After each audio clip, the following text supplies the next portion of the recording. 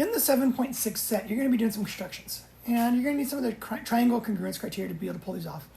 Now, these are all done in the task. Everything that we're being asked to do in here, we've done in the task, we've done in class. So if you're struggling, go back and look at your tasks. It'll help you get started on them again. Okay, so you can go back and review how we did in class, repeat the process. Now, I am going to help you with the square. The square is a little bit tricky. It's probably one of the harder constructions that we do. Now, keep in mind that a square is just a rhombus with also having 4 right angles. The rhombus means 4 equal sides, and we're pretty good at drawing the rhombus because that's how most of our constructions are based on. But we need to draw a rhombus that also has right angles. And it's the idea of we got to go back and get right angles first. That's going to make this one a little bit trickier.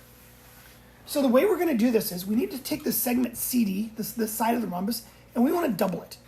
If we double that length, we can then bisect it with a perpendicular bisector, and that perpendicular bisector would go through C and be at a right angle.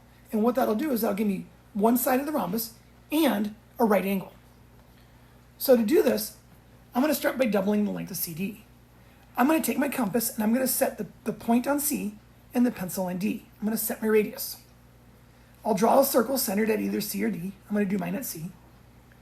And then I'm going to take my straight edge and I'm going to connect from D through C all the way to the other side of the circle. Instead of a radius, I'm going to draw a diameter. And that diameter is twice the length of the original radius. Hence, we've doubled the length of CD. Now this new point over here I'm going to call E.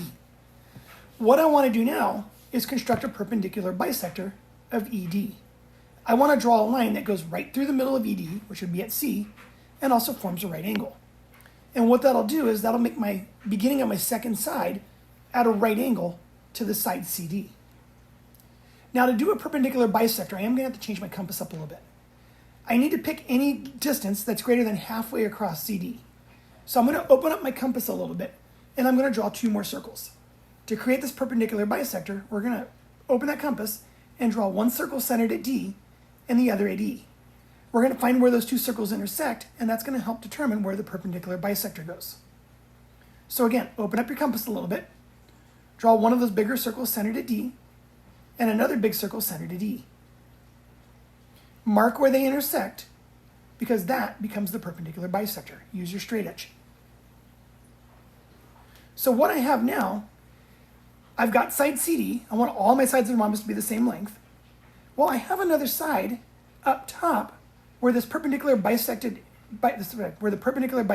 intersected my original red circle, and that's going to be my second side. And that second side is at a right angle to CD. I've established a right angle. Now, I actually have 3 of the 4 vertices. I only need that last vertex, and I'll have my square.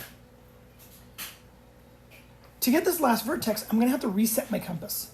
I'm going to take my compass, and I want to reset it to CD, because I need all the sides of the rhombus now to be the same length.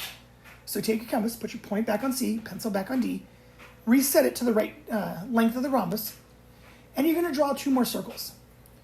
One of those circles is going to be centered at D, and the other is centered at this new point, which I'll call point F.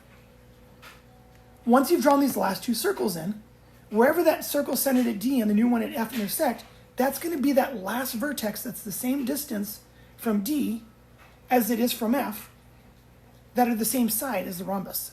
So you just got to mark draw those last 2 circles, mark where they intersect, that's your 4th vertex, and then take and draw in the square using those 4 vertices. All right, good luck doing the rest of the set. And again, if you're struggling on any of the other ones, go back and look at the tests. They're in the tests for you.